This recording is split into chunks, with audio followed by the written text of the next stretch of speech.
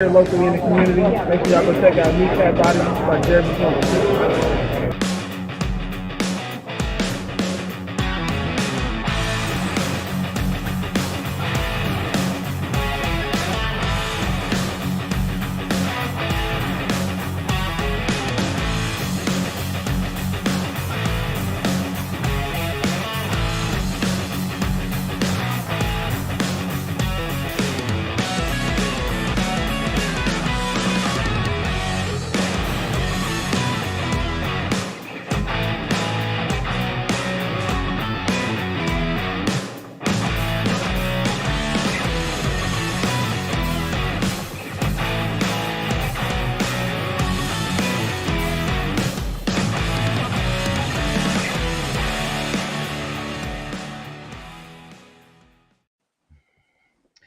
That's right, it is kneecap biting with the Motor City Lions. I see I have my first chat of the night with Super Bowl or Bust. I have my buddy Will Vogel with me. We're going to get into a few topics from this week.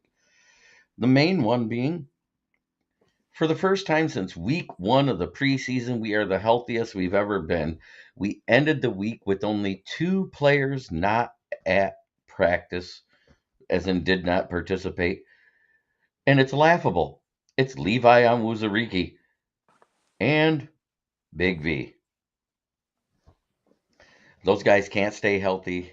I don't know what it is. I think it's writing's on the wall. We probably won't be re-signing Levi. We'll probably let him play out to the end of his rookie contract next season. But Big V, we can move on from in the offseason. And we haven't had a drop off with Graham Glasgow. As a matter of fact, I'd say he's actually been playing quite well.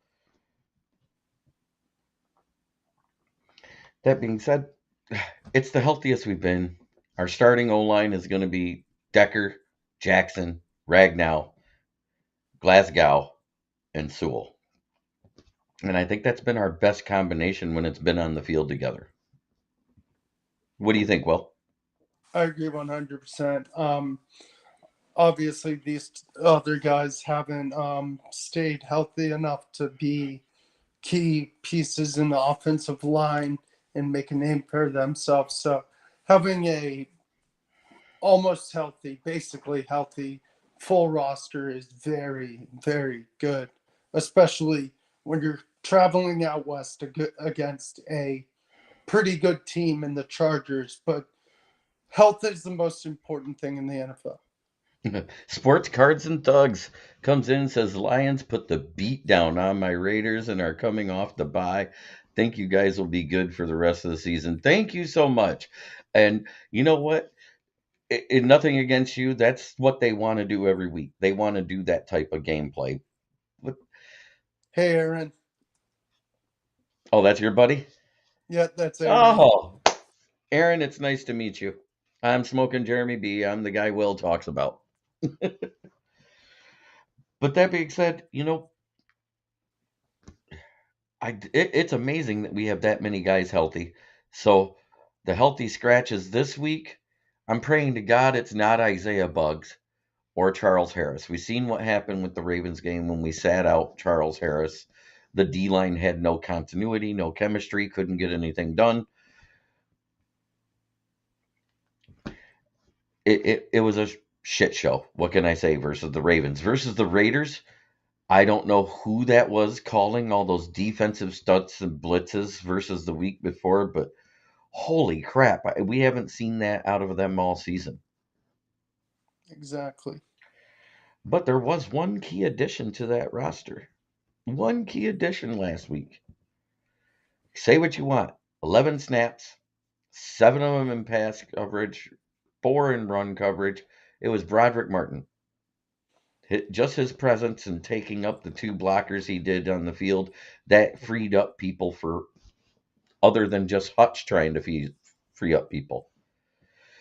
Smoking Dad comes in, says, hello, guys. Rodney Fouch says, hello, Ken. And he goes back and says, hey, Rodney.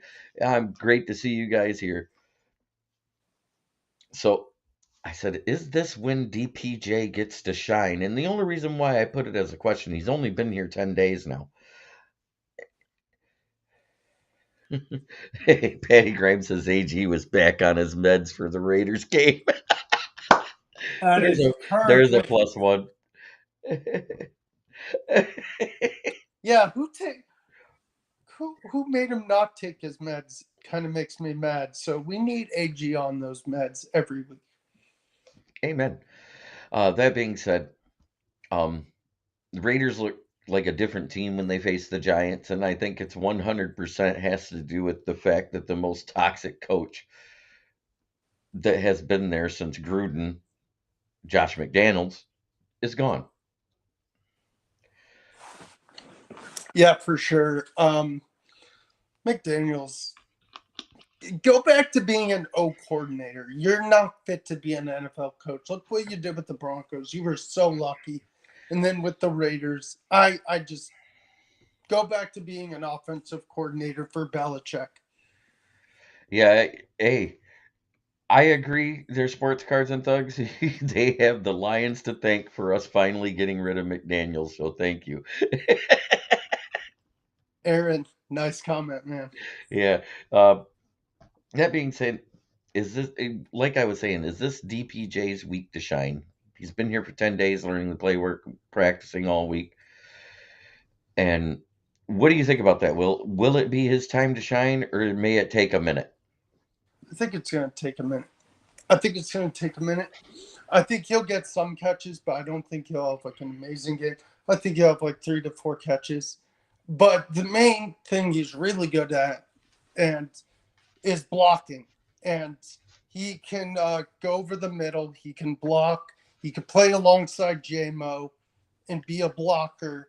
And if you block, you get the rock, like Ben Johnson says. So he'll help free up spaces for guys to run and catch. So I think he'll be more of a blocker, but I do see him as a wide receiver 3 or 4. And Smoking Dad, first Patty Grimes says my Dan Campbell jersey finally came in the mail. That's Nice. awesome. And Smoking Dad says I know the game last night wasn't between two premier teams, but I like that Bajent kid. You know what? He outplayed the first pick overall in the draft. That's Yes, better he than did. being Brock Purdy and damn near beating Jalen Hurts in the regular season last year. Yeah, secret agent man does it again. Hey, he already has 2 more wins than Justin Fields this year. Justin Fields needs Chicago Come on now, fans. that's kind of funny. Oh, it is. Oh, he's better than Justin Fields. He has better vision by uh, far. Better vision. I'm not going to say he's a better athlete or has a No, better arm. better arm and better vision, but No, not no, a no. better I'm not saying athlete. he has a better arm. Oh, I thought you said better arm. No, I'm no, like, no, no. I'm not going to say that. What I do see is I like his decision making, his pocket presence, and his poise, and the fact he does pass the second read.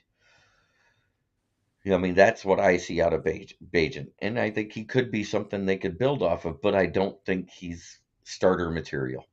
no, I agree. He does have the vision and he does those things right. I agree.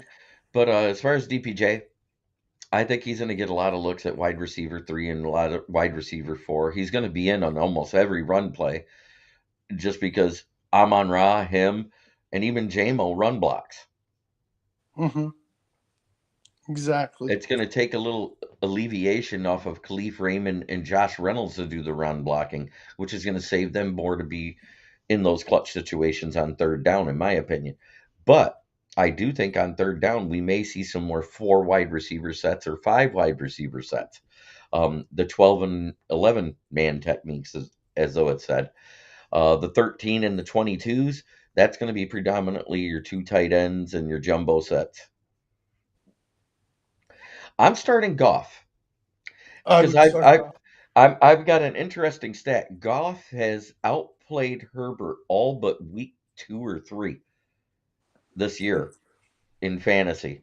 So I'm starting Goff, I would start and Goff as well. we're gonna get into those matchups here in a second because I'm gonna give the keys to the game because I do this as my pregame show too. So it's important for me to get into this next subject for us because I think it's huge. This will be the best O line we fielded since week 1. Can they control the vaunted Chargers D line? I do know that Bosa missed practice on Thursday. It didn't have an injury designation. I don't know if that was a rest day, if he's sick, or whatever, but that's something to continue to watch for come Sunday.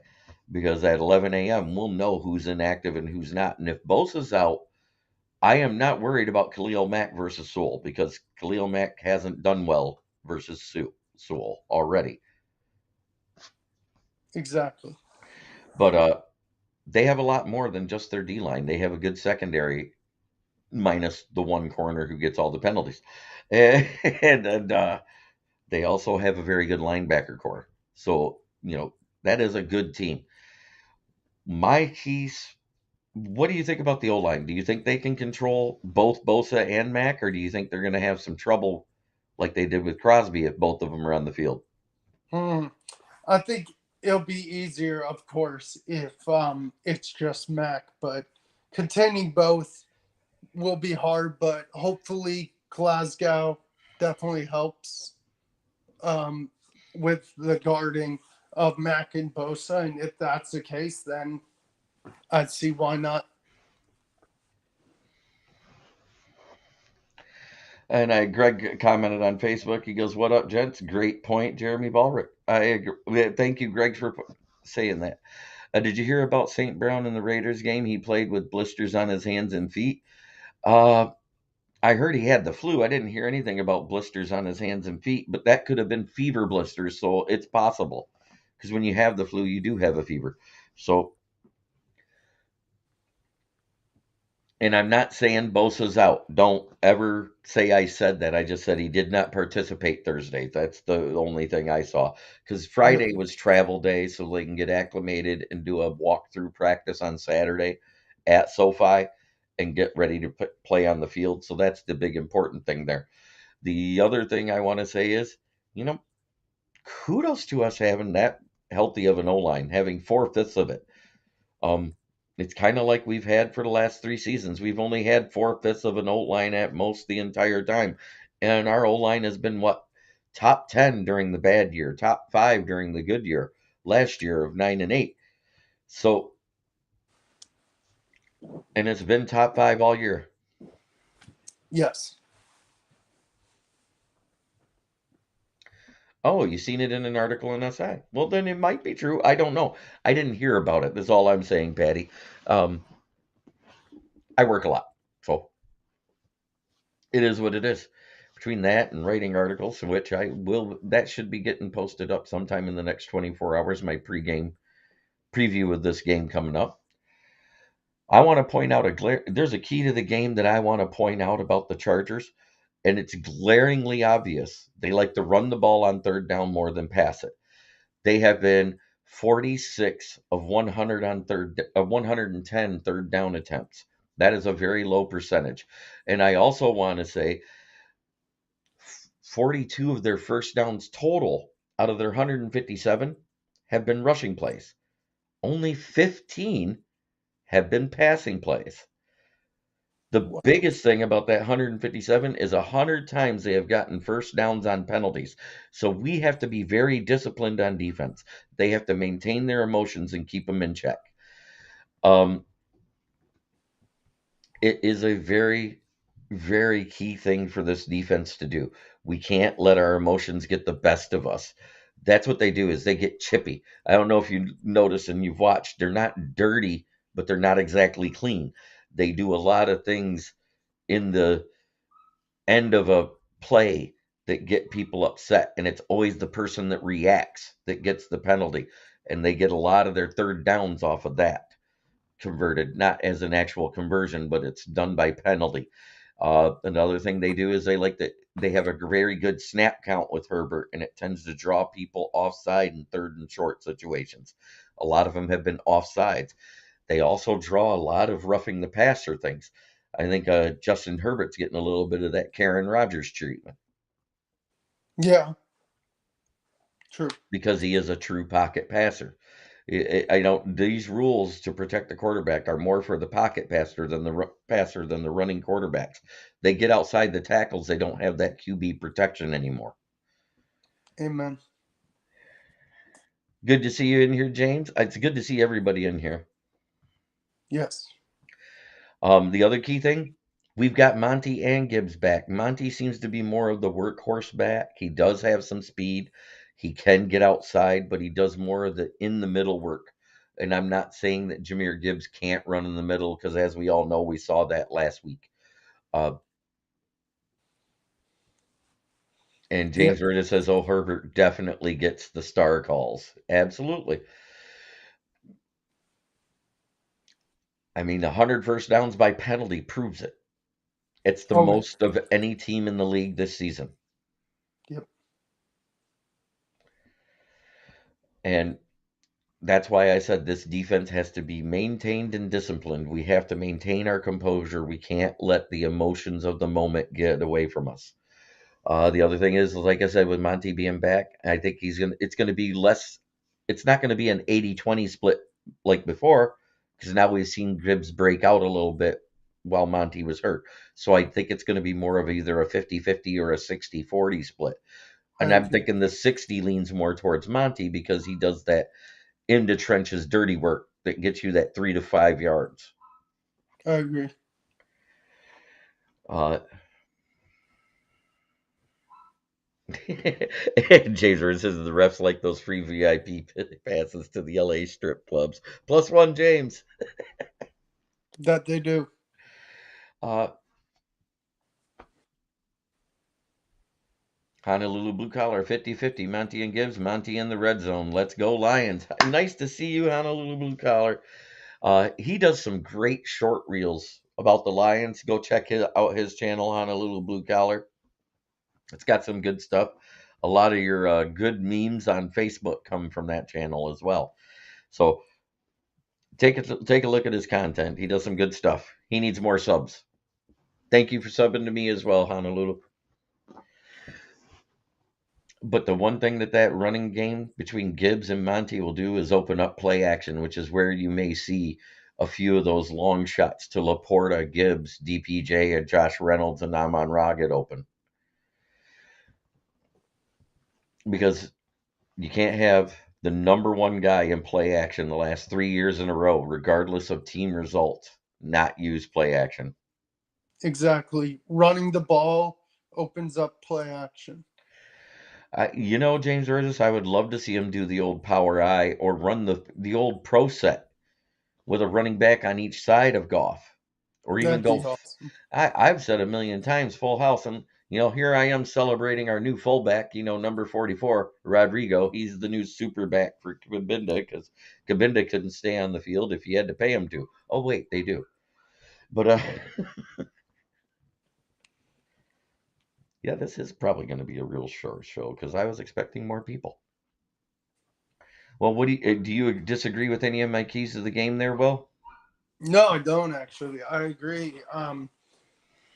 My key to the game also, I agree. You need to be careful with this snap count, like you said, and also you need to contain Austin Eckler. That guy can be a threat catching and running the ball because that guy can do both, just like a Christian McCaffrey and guys like him. So keep an eye on Austin Eckler because that guy is lethal.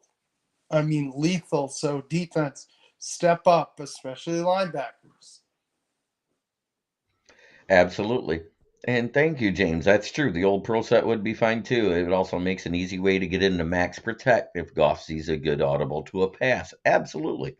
And I think it would be easier for play action. We could do that old double play action you used to see out of the pro set, like Tampa Bay used to run, where they'd fake it to Warwick Dunn, then fake it to Mike Allstott, and then turn it into a pass. And that was with Trent Dilfer. Yeah, that'd be cool.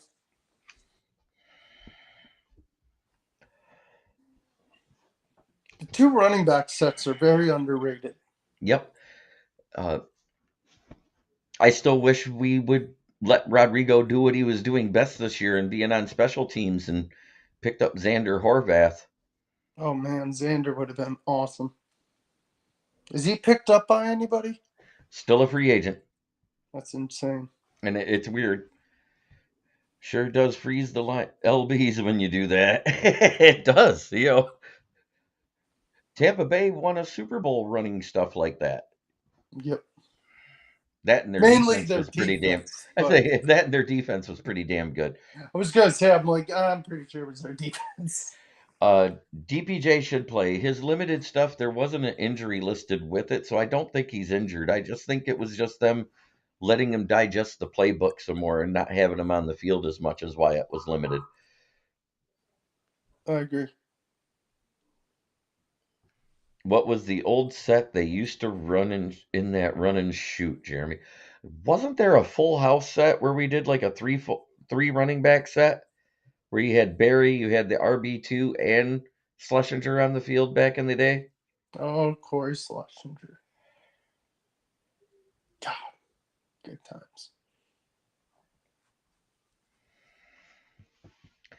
It's funny that, they get rid of Xander Horvath because the Chargers picked him up as a UDFA or a late round pick and then cut him this offseason. And when Xander Horvath was in last year, Austin Eckler played some of his best football running behind Xander Horvath. And this year, they didn't have Xander Horvath. They didn't have a true fullback. And Eckler got hurt and was out a couple of weeks. So say what you want. A fullback is a great protection for your running back. It's an extra blocker going into the hole to free the hole. And That's why I miss the fullback position. James Ritter says Horvath still a free agent baffles me. Yeah, I agree.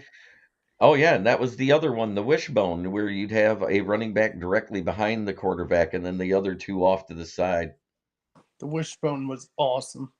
Horvath didn't even play this season, but his first two games for the Chargers, it was the first time a fullback since Mike Allstott had 2 running touchdowns and 2 receiving touchdowns per game. And you cut a guy like that. And they cut him. Dude, someone got to pick him up. I got plenty in stock. God, that stuff is so good. Liquid nectar. Nectar of the gods. So I'm saying if everything goes right and AG doesn't piss down his leg with his scheme like he does against other good QBs, if he dials up the pressures and maintains a defense like he did last week, there's no reason why we shouldn't win this game like 31-24 or 31-21. But if the scheme isn't right and we're playing undisciplined and we're getting a lot of penalties and it all goes to shit, I see us losing 28-17. I mean, it could go either way because you don't know which Chargers defense is going to get up, because on paper that defense, starter-wise, is better than what we have on paper. James, that's funny. Go. Yeah, you know what? And as much as I hate to say it, we're kind of right there with Green Bay in the bottom 10 in red zone production right now. Yes, Dad, I get it. You know what they say, you're in good hands with Allstott. That's funny. Yeah, I think it could go either way, but I've got the score being 31-23 Lions. I think it's going to be a hard-fought game. You're going out west. Herbert's playing good. This defense is stout, but I just think the Lions pulled out 31-23.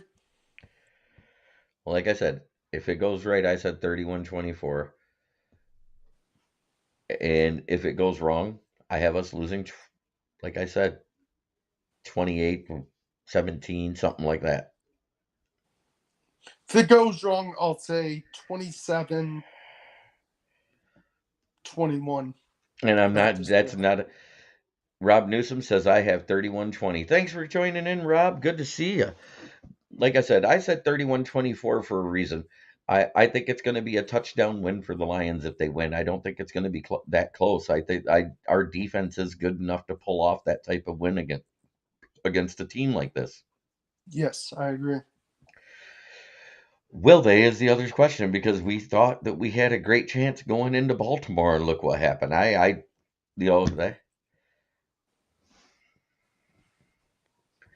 Lions are a 3-point road favorites. I think they will win by more.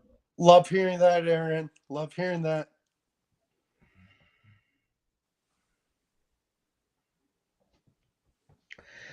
Yeah, and James Earl said we could lose this game, but unlike Baltimore, I think we can win a 33-27 fantasy league friendly type of game. I don't want a fantasy league friendly type of game. I want Goff to ball out and Justin Herbert to be picking his ass up off the ground. I want him to look just like Jimmy Garoppolo, a deer in headlights. I do too. And I want Hutch to get like at least a sack and a half.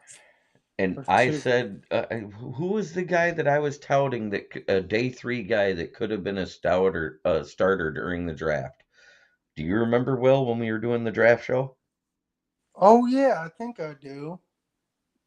It's somebody that we picked up, and he started last week and won a game. What's his name? Oh yeah, Aiden O'Connell of Purdue. Yep. Turnovers would hurt us. That's how we lose. You know what? We found out last week that turnovers doesn't kill us with this defense, as long as we're being opportunistic on defense and dialing up the blitzes. We had 3 turnovers and only got 1 last week and still won convincingly. Yep. So if that defense is dialed up and going, we're gold. Exactly. And Steve Bowers says Glenn better dial up a lot of blitzes against Herbert. Absolutely. I mean, we blitzed the Raiders 71% of the offensive snaps and passing downs.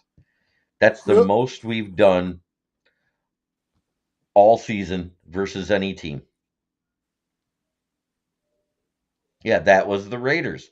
That's fine. I'm saying we got to dial up the blitzes just like that. Yeah. We can't have AG do the stupid scheme where we just run the base. And Rob knew what I was about to say, and I'm a Raiders fan. But if we dial up the blitzes like that, it will help. It will definitely help. Can't just have pressures if you're not getting QB hits and sacks. Exactly. We've said it all season. The Lions lead the league in pressures. And yes, we have more sacks than we had last season at this time. Thank God, because everybody would be crying. Yep. I mean, they're still crying. And Rob Newsom, I agree on the blitzes. Think about this. We have 6 more sacks last week. So that's 27 sacks through 8 weeks of play. Because we didn't play the 9th week. So we can only base it off of 8 weeks. At 8 weeks last season, let's see, we got 3 sacks. We had 18. Yep. And James Burgess said it would be nice to keep Herbert tap dancing. Yeah, because he has not done great this year against teams that did blitz a lot. Go look at their losses. Their 4 losses were against teams that put pressure on him. I'm not saying he gets happy feet, but his feet move in the pocket when it looks like he's set to throw. You can see his kind of do a hitch with his back leg. Amen.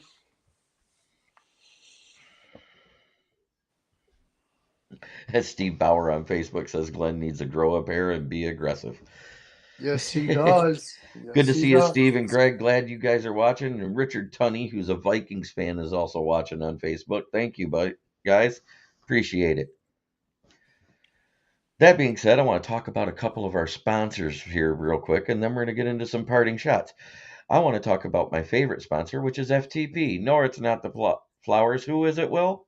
Fuck the Packers. That's right. It's fuck the Packers. If we just keep him from his 2nd and 3rd reads, it would go a long way. Just put Cam on Keenan. Cam's got to be on Keenan or Mike Williams. Either one. If Mike Williams is playing, I don't know if he's back from IR yet or not.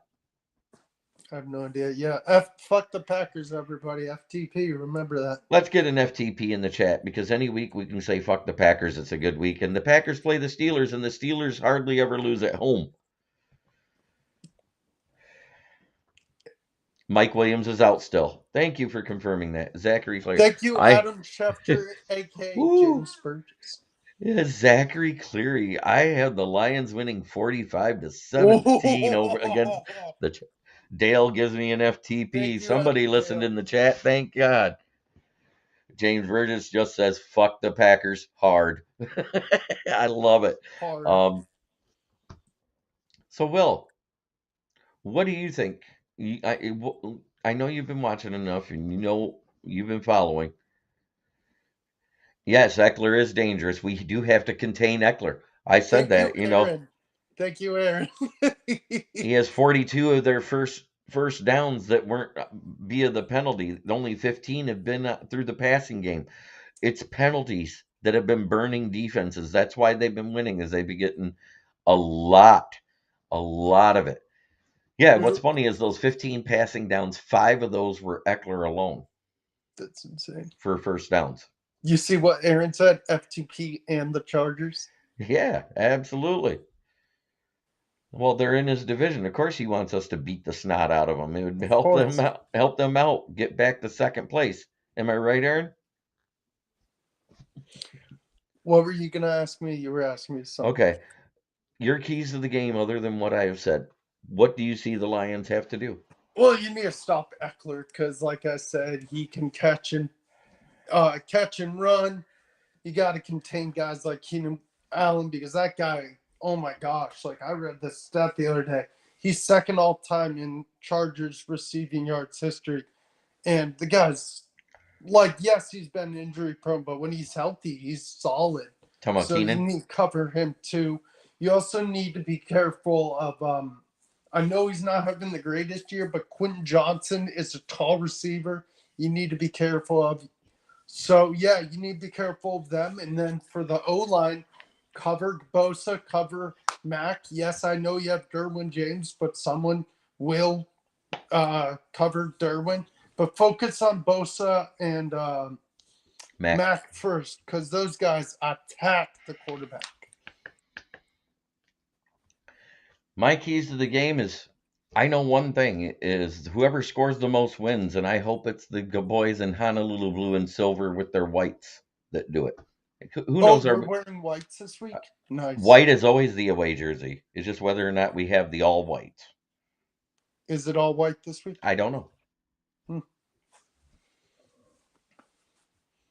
They need to run Montgomery down their throats and then turn Gibbs loose with his speed, Steve Bauer says on Facebook. Absolutely. I like that. I think they need to do a nice split, for every 2 that Monty runs to start the game, then you throw Gibbs in for the change of pace. I agree. I agree, James. See, why I'm trying to figure this out, why the NFL allows white uniforms after Labor Day, seeing how that's supposed to be a fashion faux pas. Is it really? I forgot about that. Never wear white after Labor Day. Patty Grimes is right with me with Lions 31-24. Yep, I'm 31-23. My key to the game is score more than the opponent. Blister their quarterback with so many blitzes that they might have to consider putting in the backup. Who is a backup? It's not Easton Stick. It's James Bridges says LOL +1 Jeremy. Also black belt and brown shoes. No. Dale, I brought that up too. I don't know what it is, but over the last 2.5 seasons, every time AG faces a good quarterback, he runs a scheme that looks like he pisses down his leg and doesn't blitz. He runs this super soft zone and only uses the base defense 99.9% of the time. It's mind-boggling how you see all these exotic sets against all the average to below average QBs. You get up against a good QB and he doesn't know how to coach a defense. It bugs the crap out of me. It is why I have said all season I am not ever taking the Heat off of the hot seat. I agree.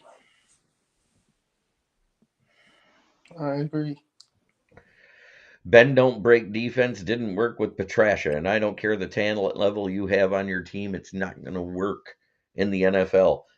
I call it that soft zone prevent type of defense is probably prevent yourself from winning defense. Yep. Broderick is in this week, right? According to what I read from Dan Campbell, they liked what they saw last week. He provided a good push on most of his plays. He had a couple where he was pushed back, and everybody can point out the one rush that Josh Jacobs went right up the middle, but he was only in 2 of those 10 plays. Excuse me. So I think Broderick will be in. Hopefully Bugs is in because he was a healthy scratch last week. You want to know who I want to be this healthy scratch for once this goddamn season is Burrito Jones. Guy Yep. gets wrapped up like a hot tortilla. Chipotle Burrito Jones needs to be a healthy scratch. Just one game. Let's just see what happens. No, I think the rest of the year. But with Levi Wuzariki out and Big V out, that's 2 less people they have to scratch from the active roster. Trevor Nowaski, I'm hoping we see him in special teams and possibly in some long passing downs on third. Nowaski's a beast. Jones needs to get on the Oline plan.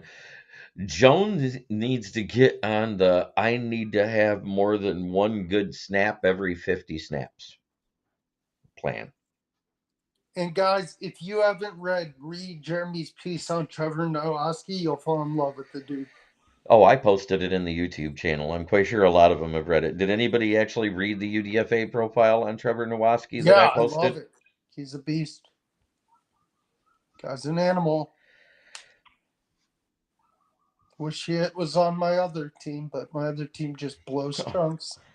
Looks like Mark Oram just popped into the chat there. Hey, Mark. How you doing tonight there, Big Mark Oram of Oram's Forum? Let's see. Anybody else say anything? I don't know. That's on the Facebook side. He's watching. I can see who's watching when I watch it on my phone. I just turn the volume all the way down so I don't get an echo. Because for some reason, Facebook is not sharing the chat to restream, so I am using my phone as a alternative chat service. Gotcha. Let's see. He has 0 stamina, and yet the bootleggers brought him up pre-draft as a solid 7th UDFA type of guy. I really want to see him out there. Yeah. Give the kid a chance. And yes, I could call him kid, guys. He's younger than me. For those wondering.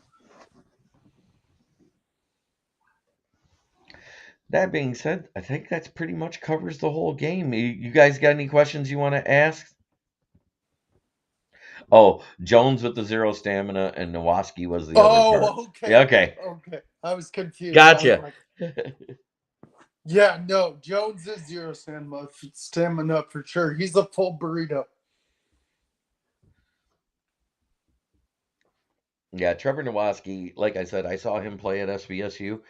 I think he was amazing from what I saw. A true sideline to sideline defender. He breaks up passes. He broke up passes on wide receivers, not just tight ends. In his career there as a starter for 3 years, he had 4 picks. He had 10 passes defended, 140 tackles, 10 for loss, and 7 sacks. Can I address Rob's comment? Sure. Rob, I would love to see J-Mo have a big game. Yes, so it can shut the naysayers up about saying he's a bust.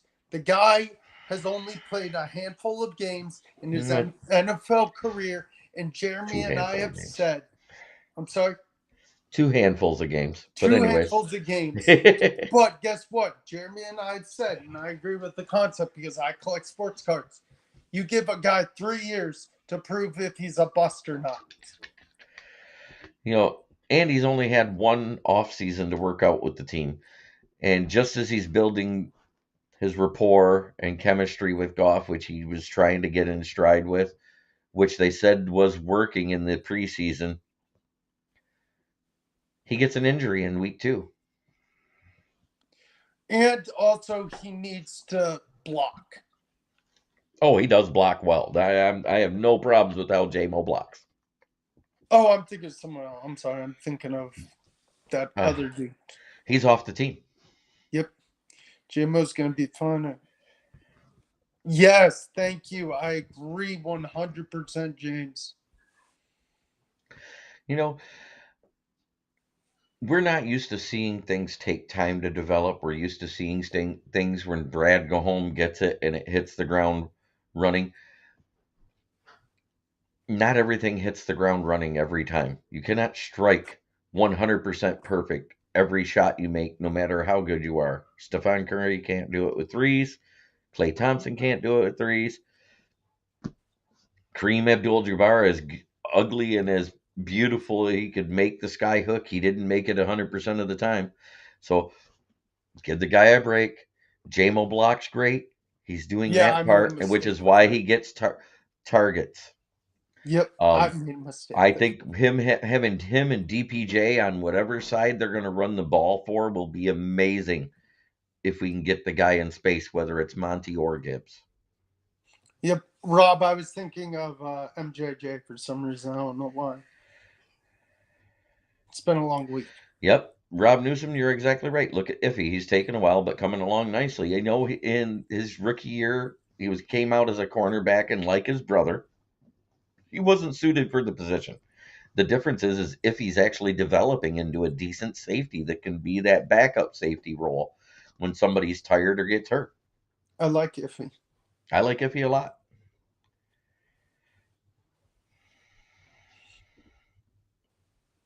Do we have any comments from the Facebook side? Questions? Hopefully, JMO can start catching the damn ball. All you do is have to catch the damn ball. Well, that is his only job. That is his only job he's paid to do. The blocking is a bonus when it's a wide receiver. You can say that across the league. Not every wide receiver out there blocks downfield in the run game. Exactly.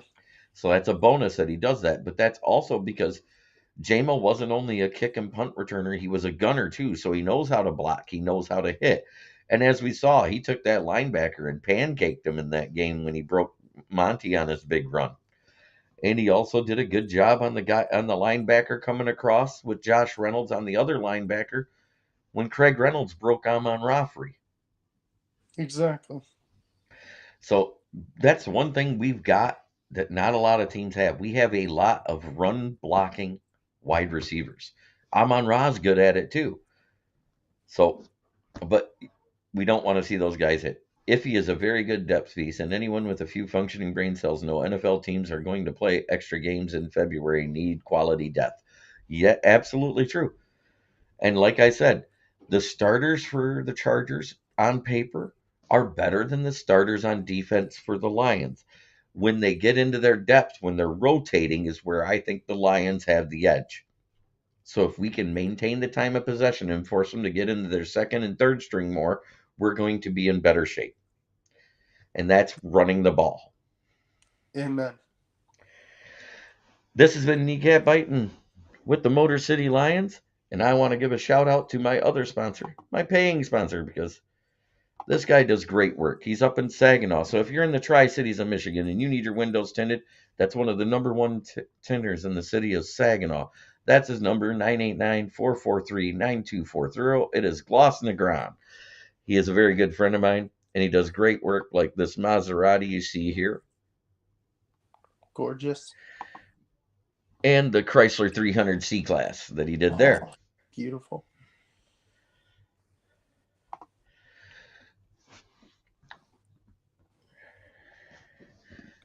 Here we go, and it's that time of night where I say what I always say.